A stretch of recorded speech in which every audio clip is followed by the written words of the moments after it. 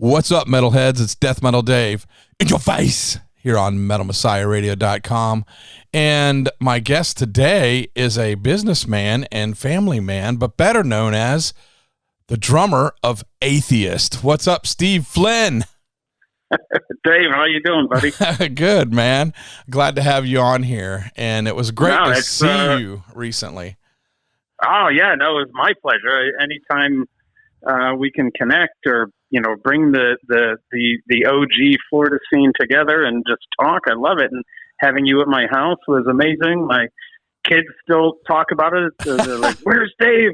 Where's Dave? How's Dave? I sent the pictures. No, it was lovely. I really love connecting and just given the history of it all and my separation from touring and everything. I just love connecting to talk about it. Absolutely, man. And that's what we're here to do today. And for those who don't know, you have been active still with Atheists since the beginning, and we'll get into that a little bit later. You and Kelly still talk all the time, I do know. And we'll get into daily.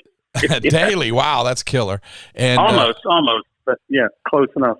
And we'll get into some of the current stuff here in a little bit. But tell us about. I know you were originally from Sarasota, so tell us about your childhood and what you did and how you got into music and metal and jamming on drums, man. And oh, Lord, yeah. So Kelly and I, Roger, everybody. By the way, if you know anything about Florida, I was born in Cleveland, Ohio. Kelly was born in Cincinnati. Roger was born,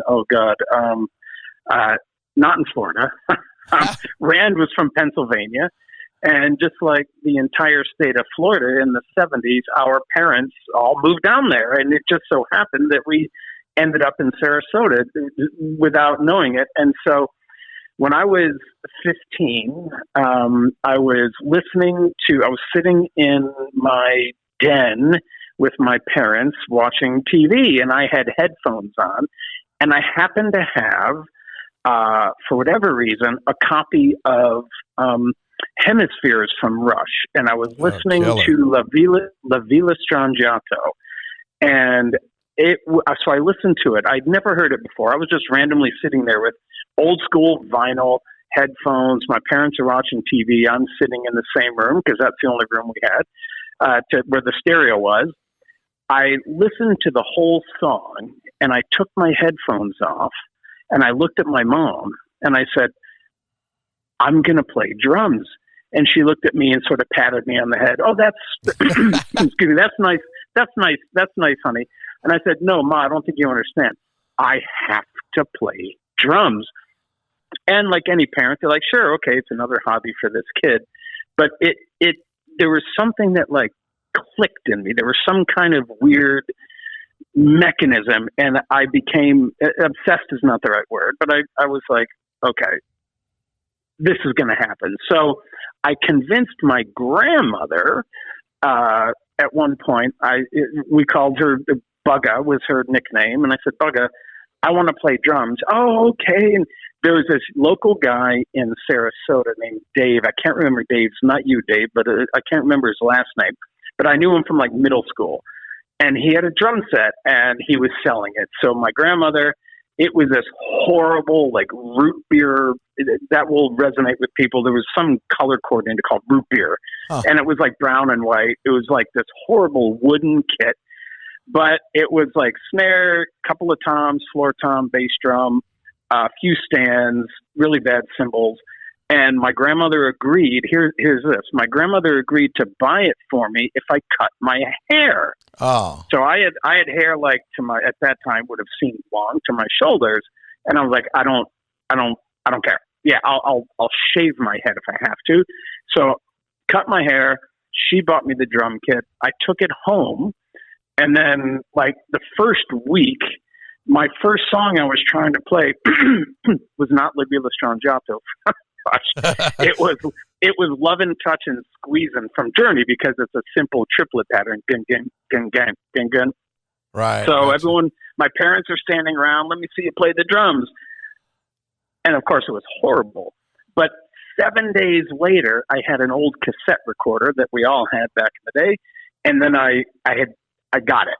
So I was able to then play "Love and Touch" and "Squeezin'" from Journey on the drums, and then from then on, it was that was it. Then I just kept going and going and going from that point on. Self-taught all the way? All the way, except, however, so there was a lot of time where I like flirting with college, going in and out, and that obviously feeds into the story as to our history. But I did have some lessons. My dad was friends with this guy in Sarasota who was a Latin drummer. Oh. And here's where the whole Latin, cynic, jazz, atheist, thing would come around. So this guy was a brilliant drummer, just played locally. His name was Louis.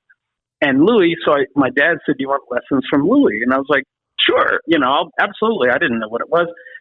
So I sat down with Louis, and he just started like as a Latin drummer would do. How old were you here? So I would have been 16, 17. This would have been before Kelly and I started jamming and started with Atheist, so around 16-ish, 17. So I took some lessons from this Louis, and we just would go to his house, but he taught me things like the bossa nova and the samba. And I freaked out at the complexity of the four-way coordination. So Western rock and roll typically is run by the right and the left hand, but the Latin music is run by the feet, hi-hat, and then your other two limbs have to do things completely independently. So he gave me all this stuff, and I remember, in fact, I gave the sheet music that he gave me to Sean Reinert when we happened to be in Sarasota at one point. So I was like, "Hey, and Sean, of course, was like, "Yeah, dude, of course I know this." And not being at all pretentious about it. He's like, "Yeah," because Sean was already well versed in Latin beats and music, especially growing up in Miami. So this guy gave me a few lessons, only like 3 or 4, but the point of it was that he opened up a whole world. Then, once I learned that, I realized how I could then start playing Rush songs, right? So gotcha. that is what enabled me, because of course you have to have chops, your hands have to go fast enough to do stuff, but it's the coordination. Now Neil Peart, he had timbales, he had all this Latin percussion, and many of the rhythms he would play were, of course, inspired by both jazz, and we kind of blend them together. But Latin is quite different than traditional jazz, but he blended them together. So that's what set me off on that course of whenever we wrote a song in Atheist, I was always just trying to squeeze in some kind of absolute direct rip-off from Rush or some kind of Latin four-way coordination thing because of this guy, Louis, who I only had, 4 or 5 lessons from him, but it just unlocked the whole world that I began to explore. It was amazing that kind of a small happening, like ripples in the pond, right? Drop a stone in it, and suddenly I'm doing this. I did have, just back to any lessons, when I was back and forth in our days, I had started going to community college, and we were in the middle of writing Unquestionable Presence, and I was learning more. I was learning more and more beats, because when at school you could take elective courses, and I was like, well, I'll take music. Oh, okay. And so it was, by that point we had already written Piece of Time, and so I was a lot more advanced than I was at the time when Louis taught me. But it opened even further. But it was only a handful. So yeah, to your point, Dave, back to your original question, 95% self-taught, but the 5% that I learned from people and studying from those lessons, but also studying Neil Peart, Gene Hoglan, Lars Ulrich, Dave Lombardo, that's really what set me off. But the whole Atheist thing was between Rush and then learning lessons for how I could do that with four-way coordination. Killer. And so did you progressively get into like heavier stuff from Rush? Did it speed up? Did you get into heavier, like Maiden? Oh yeah, Priest, of course. Of course. So Kelly and I and Roger, all of us, we went to middle school together. Wow. We knew each other in middle school, Sarasota Middle School, Killer. Sarasota High School. Like, I remember Roger and Ronnie, like, just in middle school, and these two little twins with the puffy, curly hair. And so we knew each other. And so every kid, and I have a really good friend named Jimmy Denner. He still lives in Sarasota. In fact, he just went to the Atheist show in Orlando on Monday of this past week. We all started getting into Maiden, and of course, Kill 'Em All came out, and we loved, Iron Maiden and Number the Beast and Killers. I mean, that was just so influential on us. We all shared interests. So I hung out with this group of friends. I didn't know Kelly at the time, but he also was into Maiden and Metallica and, all the bands heavy. But all of us were always into, Rush and sort of the more progressive and complex side. And that's really how Atheist got where we got, is because we all loved, when Rain and Blood came out, dude, everyone will tell you the same thing. It was ridiculous. As simplistic as it is in terms of just the playing, just basic stuff, like, it was so influential. But I will tell you this, in addition to that, when the first time I heard Darkness Descends from Gene Hoglan and Dark Angel. Yes. He, by the way, I don't think enough people give him credit for, Thomas Hawk and a lot of drummers do the syncopation with the bass drums and the guitar playing. So when Gene comes out with, you got to help me out here. It was, I'll remember the song in a minute, but it was, and Gene was doing the double kicks with the guitars. It wasn't just straight 16th notes or 8th notes. He was then matching the kicks to the guitar. That was what I absolutely ripped off when we wrote On They Slay. So that's how old this was. So On They Slay, our song from Piece of Time, is like, it's really super simple. So I just go with the double kicks, because Gene had done that, and it was remarkable. And anyone who doesn't recognize Gene as the originator of taking the double bass out of just being in the background, and we loved Accept and Iron Maiden, but Gene suddenly went, all right, I'm going to play along with the guitar. And that on top of the Rush thing, so we're getting heavier. Not only we're getting progressive, but you then take that and layer it in. So every bit of my drumming, you can find either Gene Hoglan, Neil Peart, Lars Ulrich, or Dave Lombardo. Now there's others peppered in here and there, but that would be 90% of it. And it got heavier and heavier. But we always, back to your question, we always kept to the love of the progressive. So Rand, our guitar player on the first three albums, he was into even like King Crimson and the Police and other stuff. Yeah. He was way into more progressive music. And we kind of always had these battles like, dude, we're in Tampa. That's when punk was big. Like, we got to be heavy, but we still have to be progressive. And then bands like Obituary started, gaining traction. Then we were still, that's what was really gaining traction. And the progressive metal was not. But we just pursued what we liked to play, and which really carves out the Atheist story in that, you had, like, we toured with Cannibal Corpse. I can't think of two more different bands. Right. Or we toured with Candlemass. So with Candlemass, our first tour on Piece of Time, people didn't know what the fuck to make of Atheist. We're like, right. They're doing the Candlemass thing, and we're out there, we're way heavy, which seems silly. Then we toured with Cannibal Corpse when we did Unquestionable Presence, and now we're nowhere near as heavy. Like, no one knew what to make of it. So, right.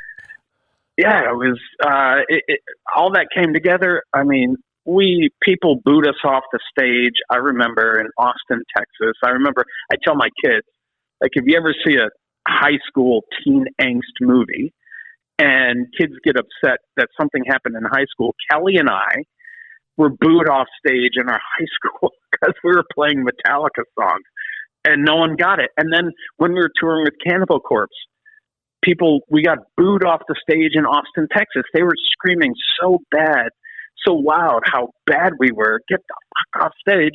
We played like 3 or 4 songs or whatever it was. We just like, all right, this ain't working. This is not working.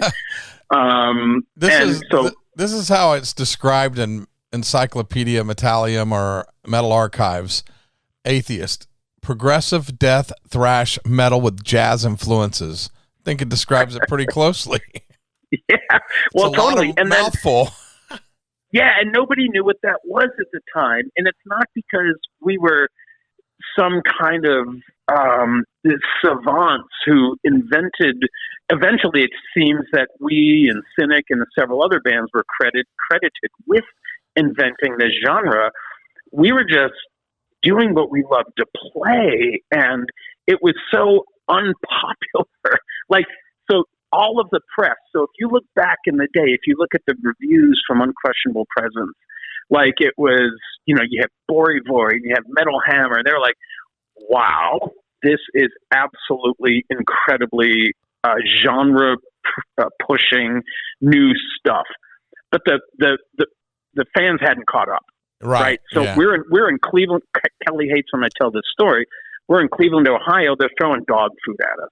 Like, literally, I was like, who brings dog food to a show, for one? Yeah. And that was how we were treated. And it was shocking that when we reformed in 2006, I was shocked at how popular the genre had become, and that Atheist had been sort of tagged as one of the, please. Okay, so tell me about how you and R.A.V.A.G.E became a band. Oh, that's a funny story. So, not that funny, but so I mentioned Kelly and I, we all knew each other in middle school and into high school. Yes. We ran in very different social circles, not like, jocks or in this. We didn't know each other regularly. We didn't hang out. So one day, so I'd been playing drums now. I said when I started at 15, when I heard La Villa Strangiato, and I said that literally changed my life. And the reason you and I are even talking is because I listened to that song one time. So I'm playing drums, and we have very good friends who still live in Sarasota now, and they had a band called R.A.V.A.G.E, H-A-V-O-C. So I went to their rehearsal space in Bradenton, Florida, just to hang out and watch them because, I'm playing drums, but I don't have a band. So I walk into this room and there's Kelly. I'm like, holy shit, Kelly. Like, we knew each other from school. I'm like, wow, I didn't know you played guitar. And so he goes, yeah. I said, well, I play drums. So he's sitting on the floor, just sort of strumming away. And I go, oh, do you know any Metallica songs? He goes, yeah. I said, well, I play drums. And so he goes, all right, let me see what you can do. So he starts playing Fight Fire with Fire from Metallica. So at the time, of course, that's a ridiculously fast song. Fight Fire with Fire, Fight Fire. So he starts playing it. I go, all right, and I just start playing it with him. And Kelly will tell you the story. The drum riser was shaking, and we're playing Fight Fire with Fire. He and I. And after about, I don't know, we only did it for maybe a minute, and we stopped, and he's like, that was it. So we said we're going to form a band. So that was your friend's drum kit? Yeah, it was. So he was playing with this guy, Mark. I forget Mark's. Kelly was playing with him. Okay. Kelly had this band that he was playing with his other drummer named Mark. So I came in, and I played Fight Fire with Fire, and he was like, all right, that's it. Wow. Do you want to start a band? I said, yeah, of course. Sure. And that was it. And so here we are in 2025. That literally was it. I'm at the warehouse. He gave up that band and y'all started your band, or? That was it. So, I mean, you would use the term band loosely because it was, Mark Shapiro was Mark. We all, again, we went to high school together. Yeah, he was jamming with Mark Shapiro, and he's a lovely young kid at the time. He just wasn't necessarily an accomplished drummer. And I come up there, and Kelly goes, it was funny. He's like, all right, let me see what you can do. And he plays Fight Fire with Fire, which was, a gold standard for death metal at the time. So I launch into it, and Kelly, he'll tell you, if you ask him, like, the drum riser was shaking where the drums were. And so, so we go, all right, we'll start. And here's the other part of that same night. So I walk in, and I said, I play guitar as well. So I sit down, and I say, I just wrote this riff. And so you had already learned guitar too? Oh, I was playing guitar before drums. Yeah, before I played drums. Shit. Because of all my friends that band R.A.V.A.G.E, that's the reason I even was at the warehouse. So I wrote this riff, and I said, let me show you this. So I wrote it, and I started playing it for Kelly. And it was the song we eventually called State of Oblivion. It was the first song that Kelly and I wrote together, and I wrote the riff on the guitar. And consequently, I wrote riffs on every Atheist album that I was drumming on. So, but yeah, no, I was actually, not tooting my own horn, a decent guitar player. Just like Charlie Benante, he's a great drummer for Anthrax. He's a great guitar player. So that was the very first song that Kelly and I made. I wrote the original guitar riff for it, and we turned it into our first song, State of Oblivion. And then we formed R.A.V.A.G.E. Crazy. Hell yeah. And then tell us, so was it just you and Kelly at first, or how did you recruit the other, everybody? Just me and Kelly at first. And when we got booed off the stage in high school, we played the Battle of the Bands. It was just he and I. You can imagine how bad it would have sounded. We played Seek and Destroy from Metallica. It's just him on whatever his guitar is, and me playing my drums. He had one amp, and we played Seek and Destroy. Boo! They kicked us off the stage. Anyway, not long after that, we met Roger, because Roger and Ronnie Patterson, we all went to middle school and high school together, and we met them, and then. So because Ronnie, I don't know how many people know this, Roger's brother Ronnie's a drummer, or was a drummer, rest in peace. He passed away a few years ago. But his brother was a drummer, and they were a duo, and they were trying to start a band. But here comes Kelly and I, and we're like, all right, no, we want to play with this guy, Roger. And so Roger decided to join us, me and Kelly, and Ronnie was like, I'm fine, whatever. He was cool. He didn't care. Roger was way more advanced as a musician than Ronnie was. Now, Ronnie actually was quite a good drummer, but nowhere near the level that Roger was. If you just some spectrum of talent, like Roger was already like way above him in terms of his ability to play the bass, and he played with his fingers. And that was another big thing. We were, big on, you got to play with your fingers. You got to play with your fingers, not a pick, not a pick, right, not a pick. Gotcha. And Roger did. So then, so the three of us started getting together and jamming and writing songs. And that's how it happened. Then that was it. The rest is history from that point on, with Roger joining the band. And then you started playing around Sarasota and then jumped up to Tampa, or? Yeah, of course. So we would do anything. We played house parties, someone's basement, the three of us. And then in and out, we tried to have another guitar player. We would meet different people. In fact, on the Raging Death compilation album, there's this guy, Gary, who's in the picture on that. And Gary, he's not even credited on the album. He didn't write any of the music. But he played with us for a short period of time, and it was when we recorded, or when we did the On They Slay demo that's on the Raging Death compilation. Gary was a guitar player for, I don't know, I'm going to say like 6 months or something. Gotcha. And so, and then we were playing a house party. Someone's, I don't know, back in the day in the 80s, people had house parties. And so we played, and guess who was in attendance? R.A.V.A.G.E was in attendance, and he's like, Rand, given his unique personality, he's like, I am so much better than that guy. I mean, that's not exactly what he said, but he was basically, that was it. So he sits down and he starts shredding his upside down guitar, and that was it. It's like, okay, yes.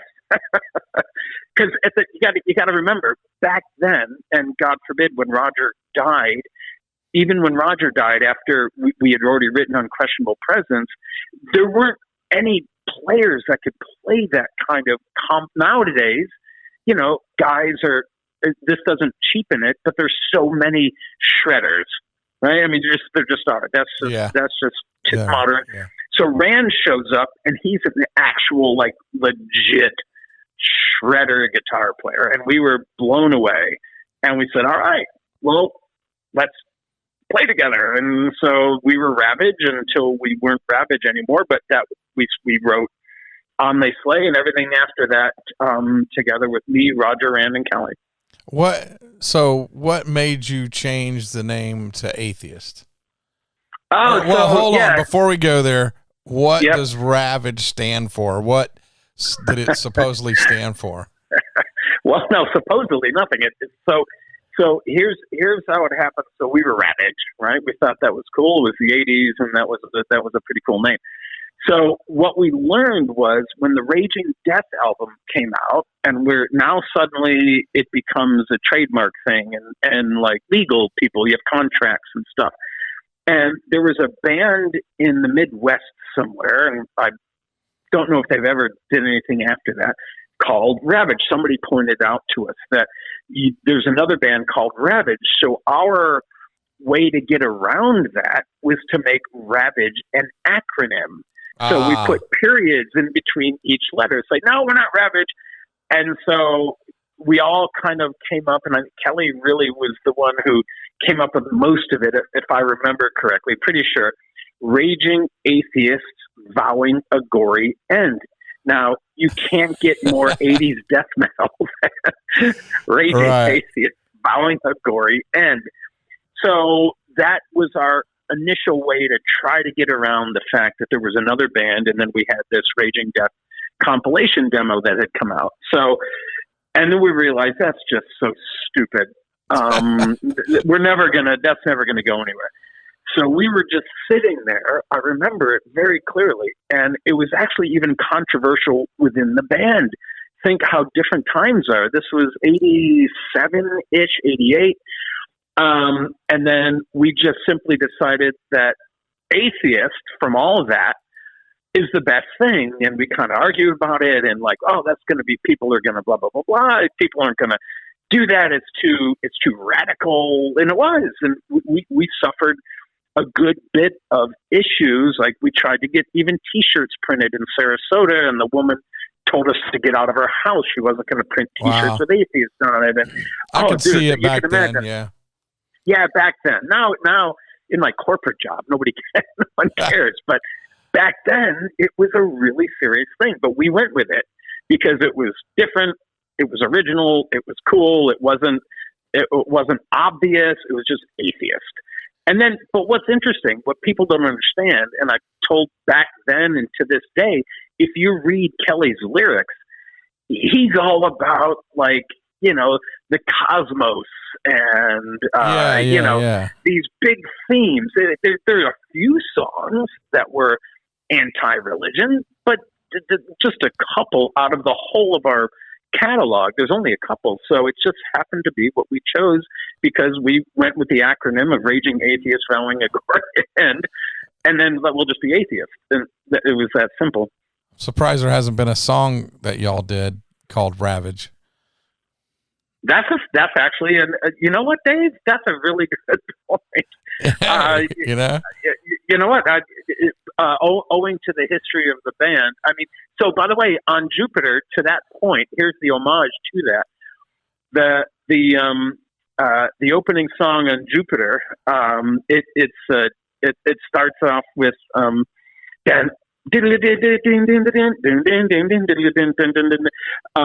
And the whole point of that was he and I sat in front of my ottoman on a couch, and what we wanted to do was 1988 to 2000. When did we start writing that? 2008. So the whole opening of that song was just to the opening song in Jupiter was just to pay homage to when we started and when we started recording that the Jupiter album. And it was the way the riff is literally 919882008. So anyway, that we were just secretly, I don't know how many people know that, but that was our way of paying homage to R.A.V.A.G.E. And when he and I really started working together, and we started R.A.V.A.G.E. to when we recorded Jupiter. Crazy. Okay. That would be Second to Sun, the song, right? Second to Sun. So I should, and I helped write it. I should have said, Second to Sun. So the beginning of it is the 2 years when we started, and then when we started recording Jupiter. Okay. Killer. Awesome. I did not know that. It's one of those obscure things that, that's it. So when you changed your name to Atheist, were you, I know you had some help locally from a local record store owners and Tony. And also concert promoter. And man, did they helped you get signed, or how, Yeah, he was, so his name, Tony Refugiato. I still see him from time to time. Yeah, he really was. So hold on. So Tony wanted to get into band management and kind of he owned a record store in Sarasota, right on Main Street, Daddy Cool Records. Yep. Everyone has heard about it. So Kelly was always the guy who I credit Kelly with being the one who was aggressively getting us noticed. Like, he's the one who met Bory Boy in the beginning. He's the one. Kelly, by the way, not enough people know this. He really brought Cynic to the world. If it wasn't for Kelly, then Monty Connor and the people at Roadrunner, they wouldn't have known Cynic. So the point of it is that Kelly, went and met Daddy Cool, met Tony. Tony was a promoter. Tony was managing a band called the Belching Penguin. Yes.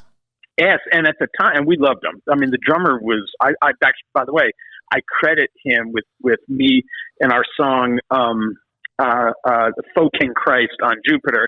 I did this video on YouTube where I say, here's the basic drum roll that I learned from this guy. Ron Miller. Those guys, Belching Penguins, just like DRI. Now, this isn't a discredit to Belching Penguins, but they were it was like a DRI clone. And at the time, that shit was really popular. Yes. And so Tony was managing them. He got them recorded. They, unfortunately, they never really progressed much more than Florida. They did a couple tours, but so Tony was the guy that, yes, he brokered our initial contract with what was the Mean Machine Records at the time, before we got on to the Metal Blade and the Earache, the Metal Blade, and he kind of brokered all that. And then he actually was our tour manager on our first tour. So he was also pretty instrumental in just the basic legal stuff around that. We were what, 19, 20, 21, when we were trying to do all this record contract. I showed it to my father.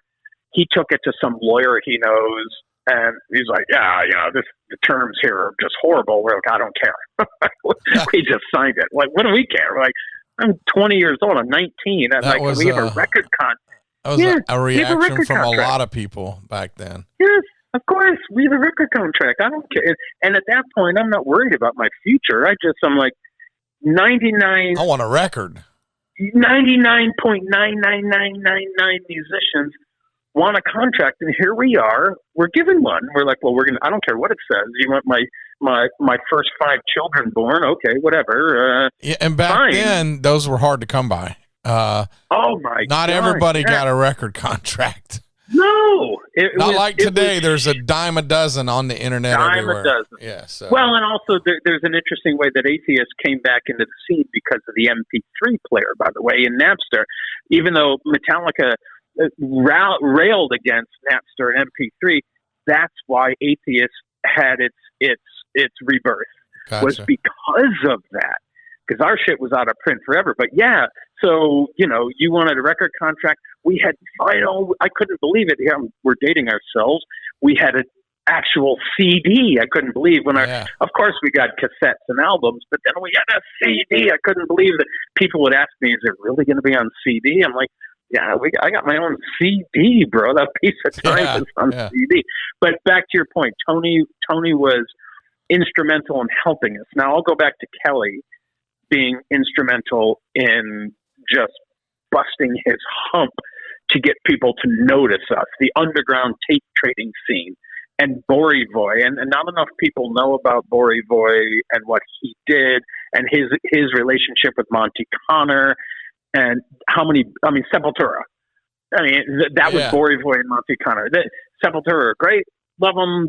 Kelly sang lyrics or sang with backup vocals on one of their songs back in the day. Those two guys should get.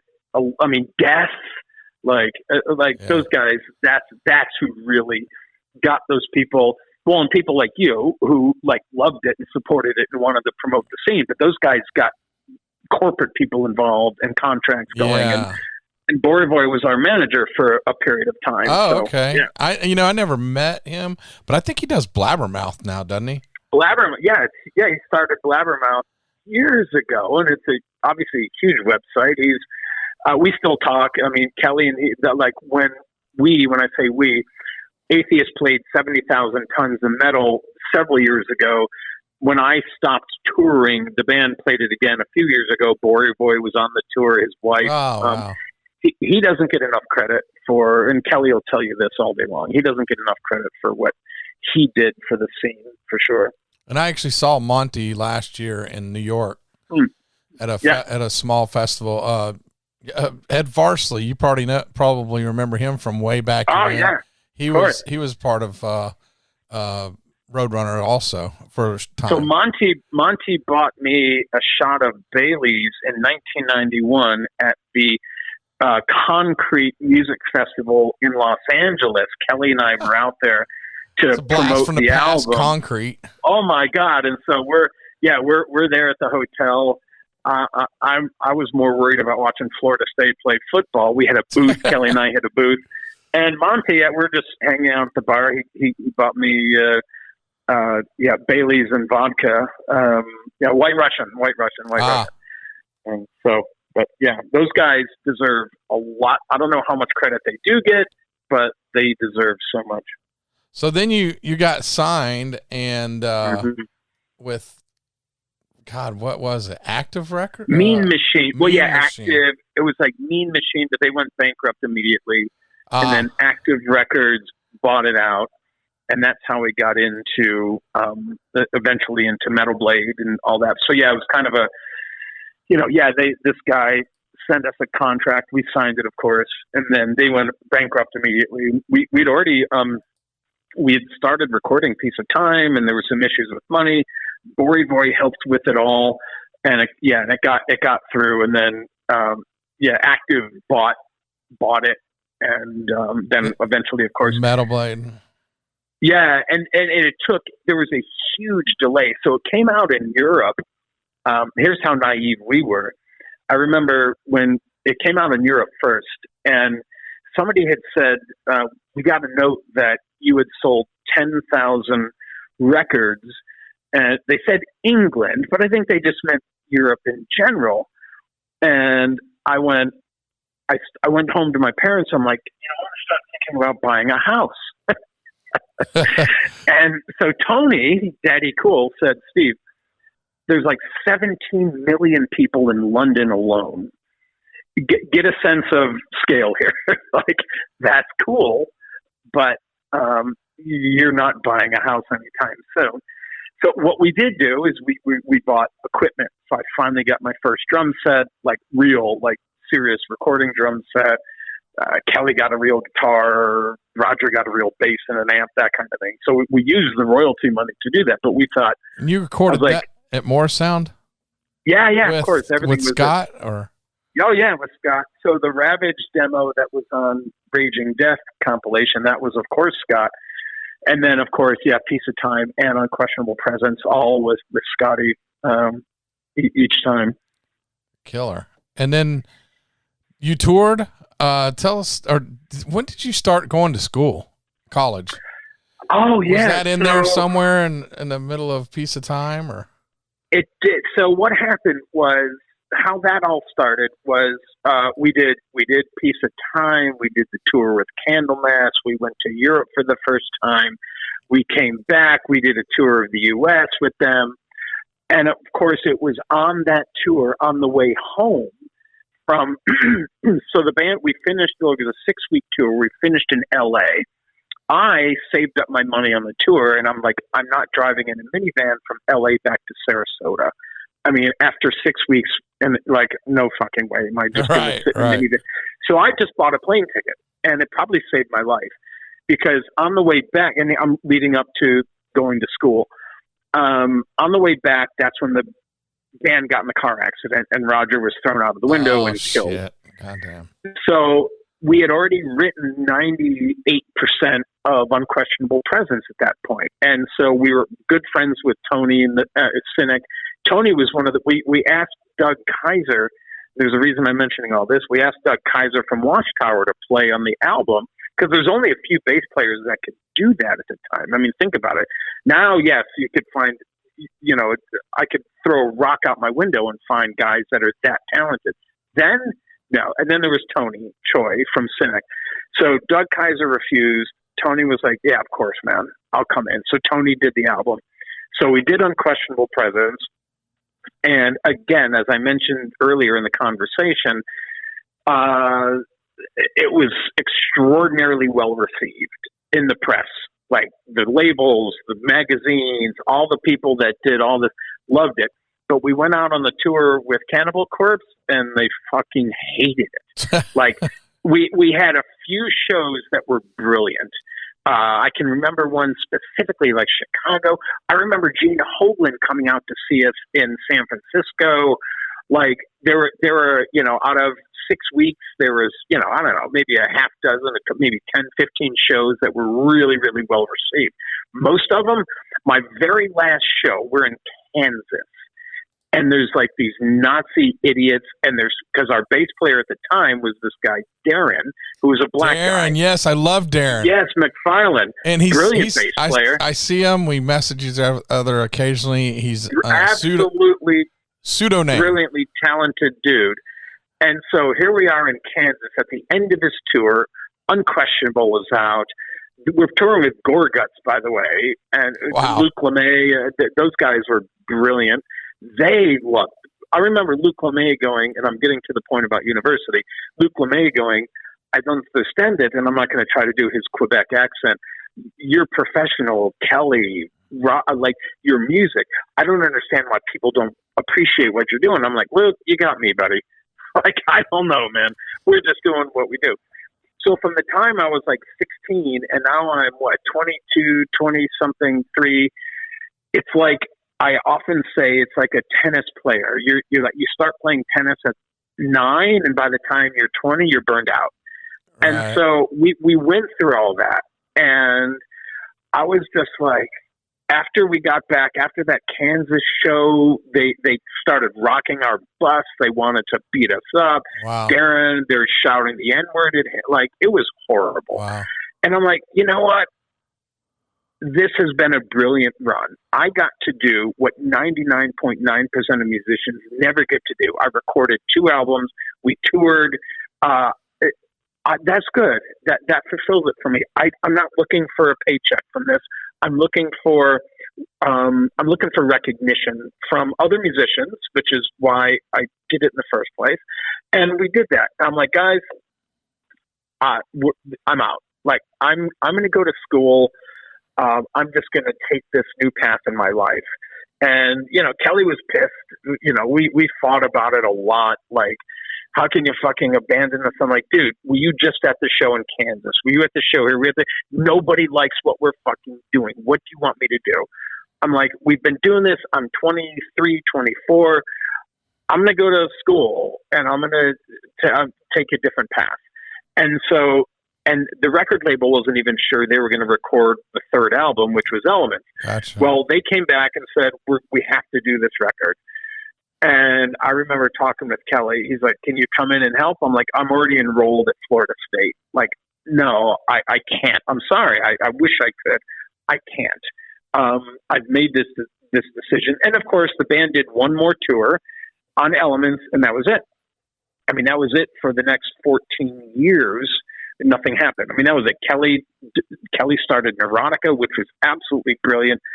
Loved their first album, Neurotica. I'll tell anyone who listens, the name of the album was Seed. I mean, it's Kelly all over. It's brilliant. So he left it too. Everyone that was an Atheist is over. Atheist is done. I went to Florida. Did you write anything on Elements? No, I didn't write anything on Elements. Not a thing. Okay. Gotcha. But on of course, Piece of Time and Unquestionable and Jupiter, yeah, not only did I write guitar, but we collaborated. Kelly and I, that's one of the things about the album coming up with the band is it atheist? Is it not atheist? I mean, Kelly and I working together since we were in middle school, that is the heart of the band. Now, of course, there was Roger and Rand and all the contributors, but Kelly and I, so you'll hear people talk about when Jupiter came out, all the reviews were like, now this sounds like Atheist, meaning when they did Elements, it was a really different sounding record. It wasn't what we had done. Right. And because Kelly and I weren't together, Kelly and I mean, everything we did, this doesn't discount all the contributions from everybody else.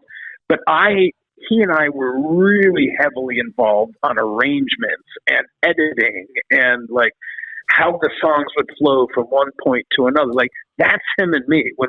I just mentioned to you writing the opening to Second to Sun on an Ottoman. That is quintessential us.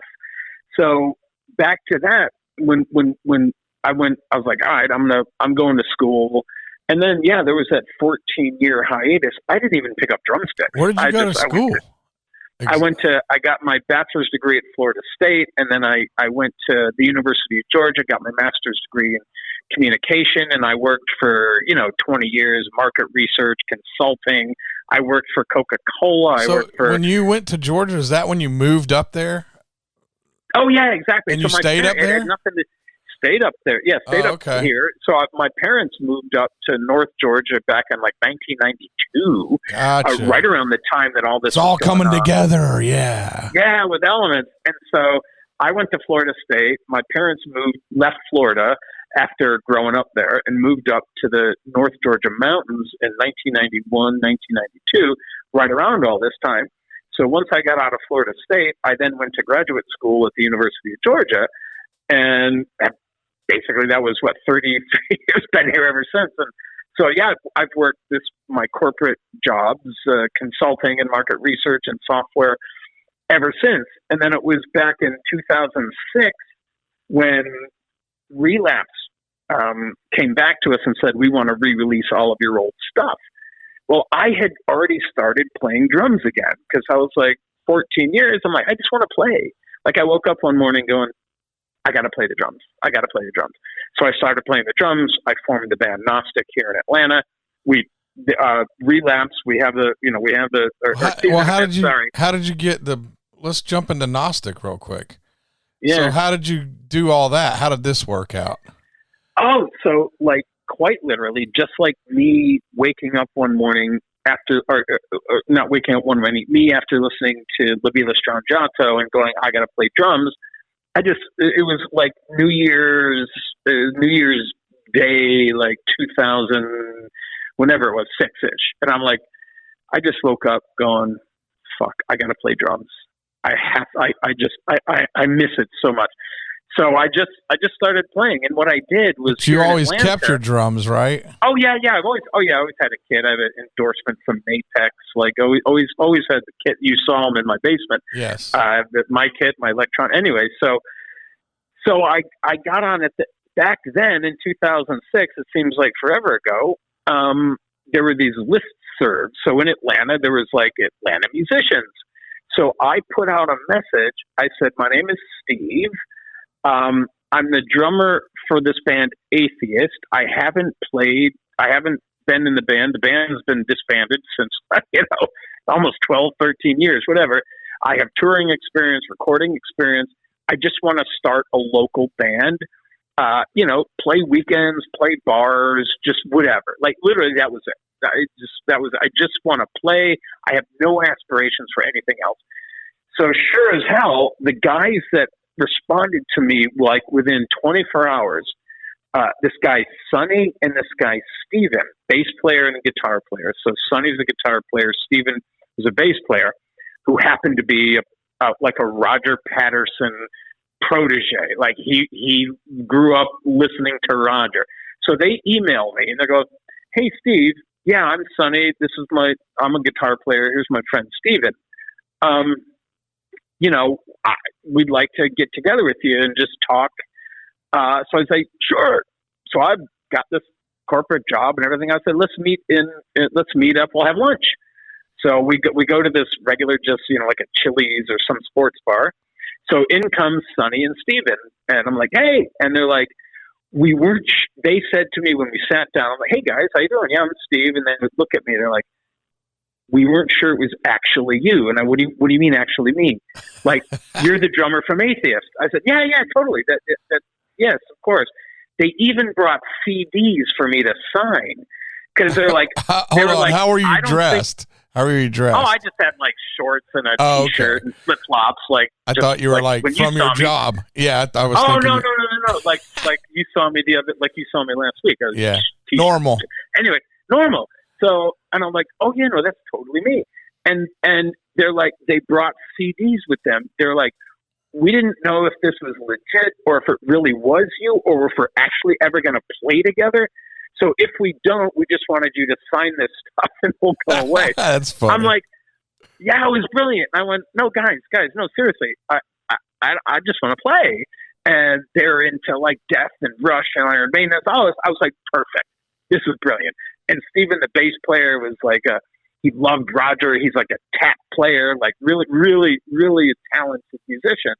I was like, "Well, let's get together. Let's do it." And they couldn't believe it. And then when we were going out to the car after we had lunch, they said, "Dude, I'm sorry." I was like, "What?" "Well, we feel embarrassed. We brought CDs." I'm like, "Dude, I haven't signed anything in 15 years. I'm like, "I love it." But okay, great. No, it is me. That's me. I'm that guy. And then, so we started playing. And so lo and behold, that was really why I was able to, when Kelly called me and said, Relapse is going to reissue all our stuff and they want us to play Wacken in Germany, I was like, "Oh shit, dude. I've been playing for the last 6 or 7 months. I'm like, I'm in shape.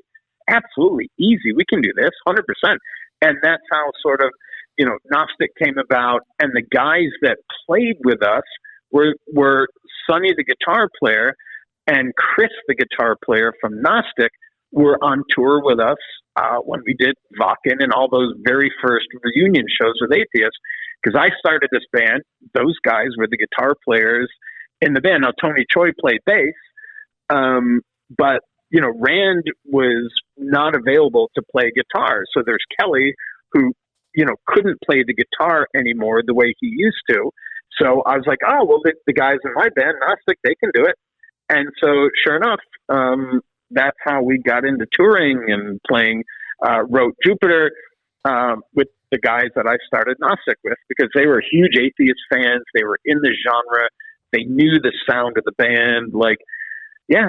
And so it was just really fortuitous. Like, I literally started the band, like, with absolutely I said, "No, I'm not into touring. I just want to just start a band. I just want to play." And sure enough, Gnostic album later, several years of touring, So there were at least 2 years where Gnostic and Atheist toured together, where I was playing drums and Gnostic as the opening band, and then half of us then played as Atheist, whether it was the headliner or whatever show we were playing. So I was doing double duty for like 2 years. We played show after show after show after show after show, where I played drums in both bands. Did you play the LA Murder Fest? Yeah. Okay. Absolutely. Yeah. That's the first time I had seen you in several years, I believe, when I was out there with Obituary. Yeah. I remember it. Well. Yeah. Absolutely. What was that? 2010 or? That was because I remember that very well, because I was in a van Might have been earlier with the guys heading to LAX airport, and I was talking to my wife, Polly, who you met. And we realized we were going to buy this house that we're in now. And it was just after we finished, Murder Fest, literally that night. Yeah. So Gnostic, go ahead. Yeah. You had some posters there too. I have, the reason why I brought it up, I have it on my wall here in the studio. So cool. I think you had some when I was there the other day. Murder, I probably do. I'll have to look in boxes. I've got them all squirreled away. And yeah, I have a couple left. I brought back. That was pretty fun, actually. Anyway, sorry. The Murder Fest. Yeah, totally. No, all good. And it just back to, it was really incredibly ridiculously fortuitous that I just started playing drums again. Because when Kelly called me, here's how naive I was. He said that Relapse wants to re-release all our old stuff. And I went, Kelly, you realize the last show we played was in Kansas, and they hated us. He's like, Steve, you've been in the corporate world too long. Like, you don't realize the genre is now extraordinarily popular. We have been credited as being one of the foundational members, along with Cynic and Death and blah, blah, blah, blah. He goes, it's very popular now. And I was like, okay. So I was like, sure, let Relapse re-release our old stuff. Great. So then here's what a noob I was. I'm playing really well. I've got my old chops. Like, I'm killing it. Gnostic and I were writing really complex music. And he calls me. I'm on my way to rehearsal one night, and he says, dude, so they've asked us if we want to do a reunion show. I'm like, oh yeah, totally. Love it. Sure. I got it. 100%. I'll have to remember some stuff, but a lot of that is just ingrained in my brain. So he said, they want us to play Wacken, which of course everybody knows in the death metal world. That's like, for decades, like that's one of the top, things you can play is Wacken in Germany. So I said to him, I'm thinking about it. I go, well, that would be amazing. I said, the flights will be a bit expensive, but I'm willing to kick in a flight to get there. He's like, dude, no, they're going to fly us there and they're going to pay us to play at the festival. I'm like, Jesus, how naive am I? I was like, oh my God, of course. No, Dave, seriously, I thought I would have to buy my flight to Germany and then play at the festival. He's like, Jesus, dude, come up to modern days. And so it took me a minute to realize. One of the other interesting little quips that when Kelly was playing on Ozfest with his band Neurotica, which was brilliant. And so they were here in Atlanta. He's like, we're playing an Ozfest. So he goes, come down. I said, of course I will. So I drive my car, I drive my car literally into where all the buses are. I've got VIP passes, Ozzy's playing. And anyway, so, hey, we hug and stuff. And Kelly said, I want to introduce you to, there's a bass player for one of the bands, like a big band, like not System of a Down, but it was one of those bands that everybody knew, like huge band that was on Ozfest, like one of the headliner bands. So anyway, I can't remember. Kelly would remember. But anyway, so I'm like, Kelly goes, here, I want you to meet this guy. So I'm like, hi, I'm Steve. And this guy's got to be 6 foot tall. I look up and I'm like, hi, I'm Steve. And he drops to his knees and starts doing the pray thing. And I look at Kelly. I was like, the fuck's this guy doing? He goes, you don't realize, like, the impact that our band has had. This guy grew up on Atheist, and now he's with System of a Down or whatever the hell it was. It was one of those bands. I'm like, you're kidding me. And then he had me sign something. I was like, dude, you're this huge like band bass player guy, and I'm just Steve from Atlanta. And he's like, you don't understand. So that's kind of the whole theme for all this, Dave. Is like it was an amazing sort of rebirth. Feels good, doesn't it? Yeah, well, totally. Because going back back then in the early days, there was not a lot of respect, but now none. Are you kidding? The circle has come around. It does, and you met two of my girls, the little ones. They loved having you here, but the point of it is they're like, oh God, we're going to talk about Dad being quote unquote famous again. I'm like, hey, listen, show me another dad around here that is known by millions of people and has, this history of music. And, yes. I absolutely love and embrace it. And for the people listening to your podcast, like the reason Kelly and I were texting this morning, they're in Canada, and I'm like, give my love to the guys. Like, I can't balance the touring. It's too much. And that's a choice, by the way. That's not, I wasn't forced into it one way or the other. I mean, you met my wife, Polly. Like, we went to, Sweden, and we went to Costa Rica. Polly's been to many shows and tours, but with the kids and the job, like, it's a choice by me. Like, and on the 70,000 tons of metal cruise. And she was, you were talking about it. That was brilliant. Yeah. Like, here we are, the only people not in black clothing, and like, who are you guys? I'm like, oh, I'm the drummer. Yeah, whatever. We took the wrong ship. Yeah, we took the wrong boat. So yeah, I so love it. I so support the guys. I don't know what the next Atheist album is going to be. I mean, you and I talked about it briefly. Well, Second to Sun. So you recorded it with oh my gosh, Chris Baker and.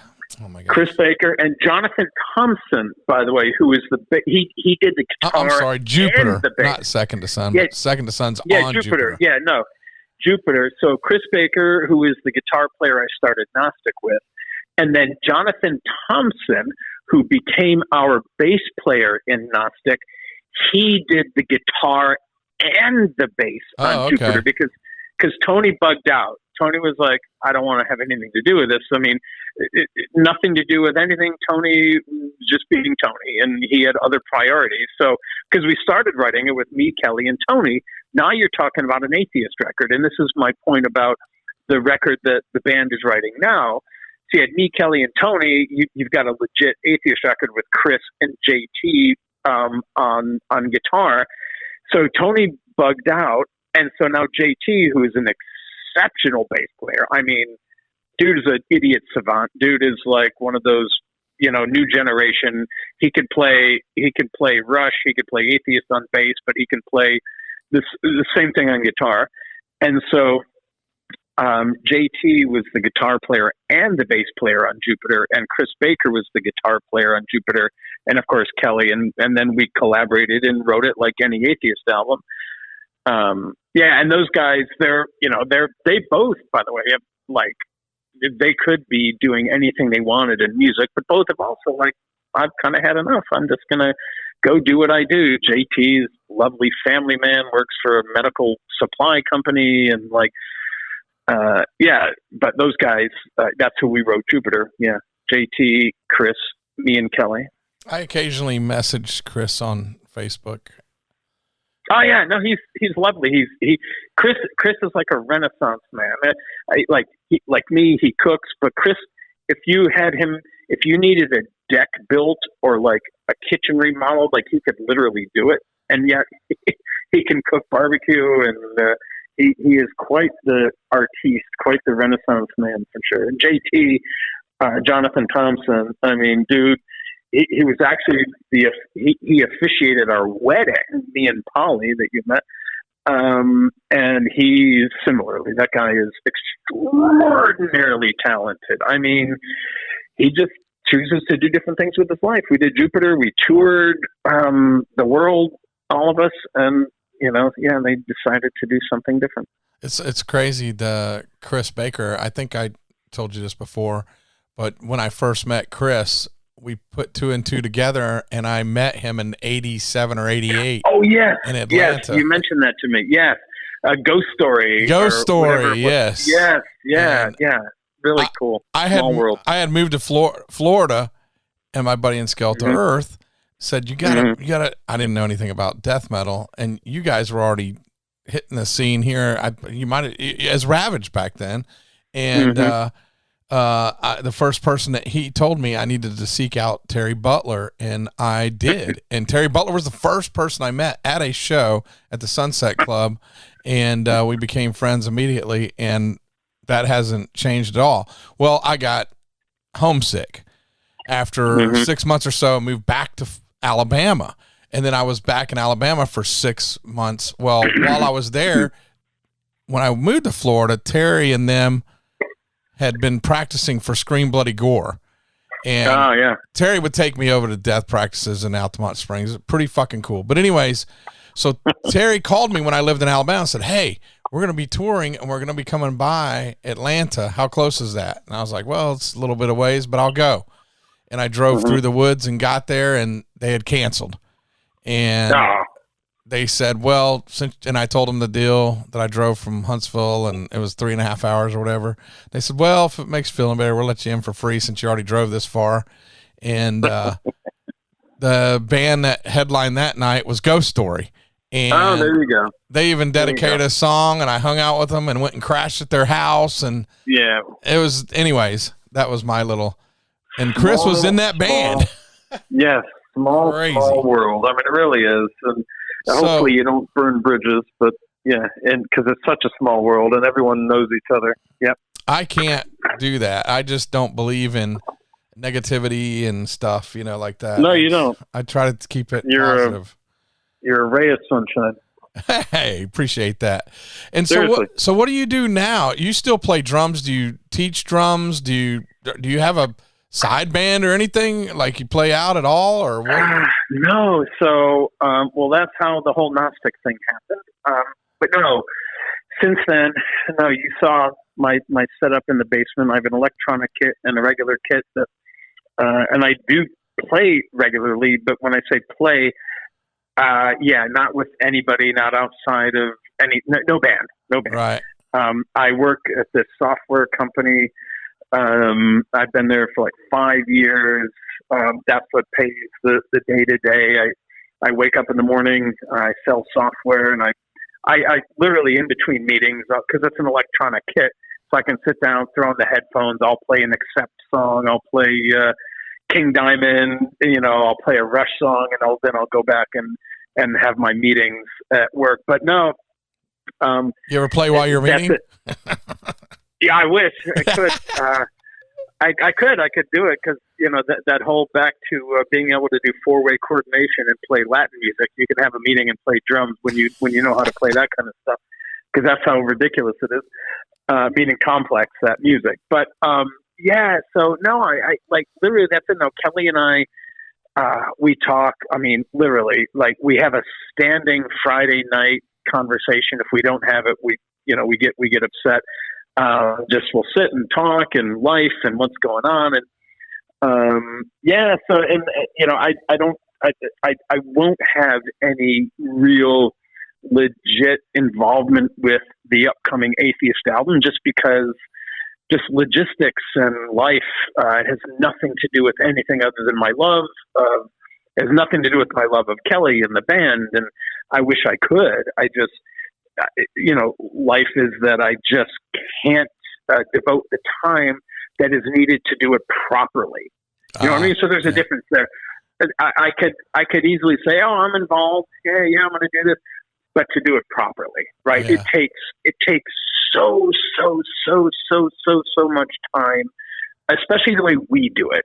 Like right, Kelly and I would sit for weeks and deal with one section of one song and like over and over, and we would be in person and we would sit in a room and we would argue with each other, and we would like in a good way, like no, no, we can't do that. Like yeah, know this, and then we would always end up somewhere where we constructively, and he and I have such a ridiculous chemistry when it comes to writing music. So my point is that, yeah, no, I'm not doing anything that way. That's legit at the moment.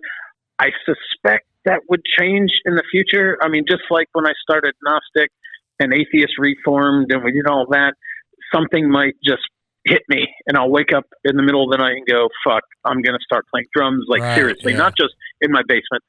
Who knows? We'll see it because for me. So no more writing for Atheist at the moment? So not right now. Yeah. So Kelly and I have been talking about it for a while. The band have songs pulled together. And I said to him also, and this, raises his dander a little bit, is that, this is where bands get into like arguments. Like, is it Atheist? Because the musicians he's working with, Dylan and Jerry and these guys, and they are wildly talented. Oh yeah. I mean, these guys are brilliant. I mean, they are shredders. To my point earlier in the conversation, back in the day, those guys didn't exist. Now, and they're all really good dudes, lovely. But it's Kelly and 4 extraordinarily talented young men. Yes. Is that Atheist? I don't know. And Kelly and I talk about this, like, literally. Of course, we want it to be, but we'll see how much my involvement comes into it. Right now, it's just based on logistics.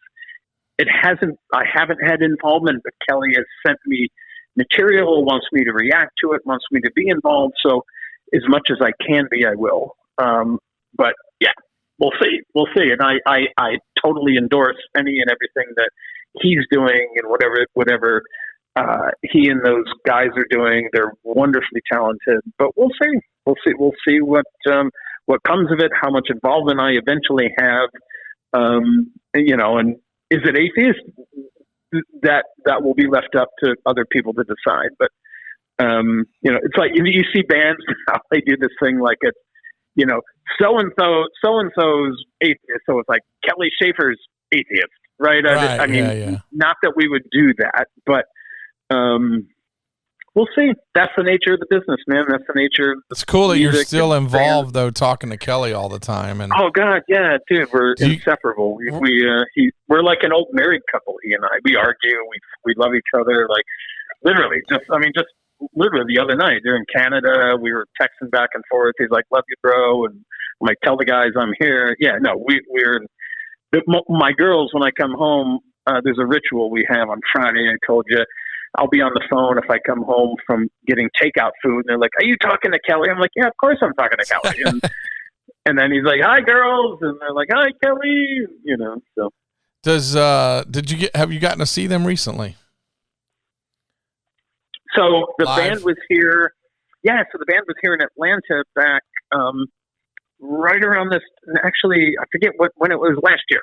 The band happened to add an extra show in Atlanta. And yeah, totally. Went down there, had a great time. Kelly was like, "In the audience right here." And everyone's like, waving at me. I'm like, yeah, I'm the old man back here. Like, Steve Flynn. And they actually stayed at the house like a couple of years ago when they were getting ready to go on a North America tour. It started here. So I said, I have everybody meet here. The tour bus came here to the house where you were just last week. Yes. They spent the night. Kelly was here for a couple of days. The whole band was here at the house. And again, I got the hiccups. Last show in the last tour here in Atlanta. Yeah. Went and saw and hung out. I got the fucking hiccups with the guys. Yeah. For the night. Killer. So much better.